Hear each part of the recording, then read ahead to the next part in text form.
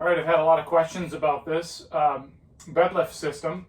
This is the Hudson Company Sleep and Store. And what I like about it is it does not take any power. The wiring that you're seeing right here is just some lights that I had wired to a battery. So I just took a Vexilar battery essentially up here and then wired these two lights. There's a couple lights I got off Amazon. They dim. They have a blue nightlight option on them and just be able to illuminate this a little bit better underneath.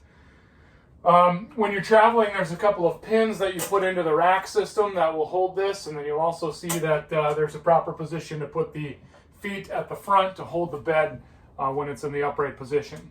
So the first thing you'll do is pull down these gas struts, or 60-pound gas struts, and I'll find the middle here and just give this a pull down. And then you come to the front and give the front a pull down. And this is what I have here is a full-size 6-inch memory foam mattress. Full size is 54 by, I believe, 74. My actual bed platform is 54. You could go as deep as 60, and then you could go as wide as your coach or your trailer would allow. I have a width of 84 1/2 inches to my bed rail supports. And when you look a little closer here, you'll see that I had to build a L-shaped wood to mount against the wall. I used 8-quarter poplar for that. In the video from Hudson on YouTube, they use what looks like 3/4 inch OSB, but I wanted to make sure I had enough room to clear my closet rods and things like that as this moves up and down. So again, to put this in the up position, we just do this in the reverse order. The front goes up first. You can see those 60-pound struts help a lot. And then when I lift up the back, it will rest and sit on top of these rubber mounts. So once the front's all the way up, it's up on the back. And it's up. And if I were to travel, I'll put in the pins for travel when we drive down the road. I really like it. I didn't have to run any extra power back here to do this. Happy Jack and other alternatives weren't in the process for me, only because they were really wide. And to get a full-size bed, I have an issue here with my wheel wells. This is only an 8x17 trailer. I probably have to go at least 8x21 to have a little bit more room back here in the dinette area for a Happy Jack.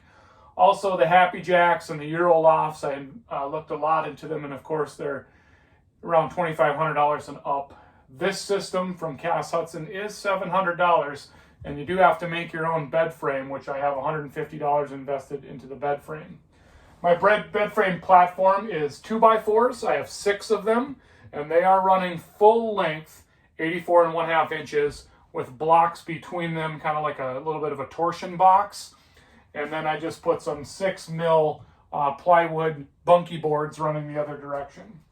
So I'm really excited to start using this. Again, like I said, it fit my needs, and for $850 all told with the bed platform, and $100 for the mattress. So I got about $1,000 into this, and still less than half the price of the other alternatives out there. I did have a single size bunk that was manually lifted up and down between 2 different positions on the wall, and it was very cumbersome. You had to have it just right, otherwise it would get jacked against the wall. And it was usually more than a 1-person operation, so I wasn't able to move that as easily.